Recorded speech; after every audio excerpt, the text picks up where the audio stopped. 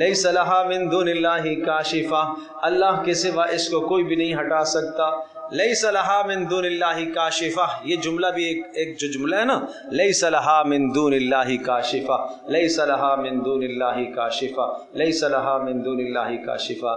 کوئی ایسی موذی بیماری، کینسر جیسی بیماری، کوئی پھوڑا ہو، کوئی گلٹی ہو، کوئی اس قسم کی بیماری ہو جو نہ ختم ہونے والی ہو، تو اس کو آپ پڑھو، لیس لہا من دون اللہ کاشفہ. 101 مرتبہ اس کو پڑھ کر پھر اس جگہ پر دم کرو، پانی پر دم کر کے پیو بھی، اور اس جگہ پر دم کر کے پانی یا تیل لگاؤ بھی جہاں یہ بیماری ہے. انشاءاللہ اس کی برکت سے آپ دیکھیں گے ہر نماز کے ساتھ اگر 101 مرتبہ یہ عمل ہو جائے تو بہت ہی مجرب ہے، بہت ہی مجرب.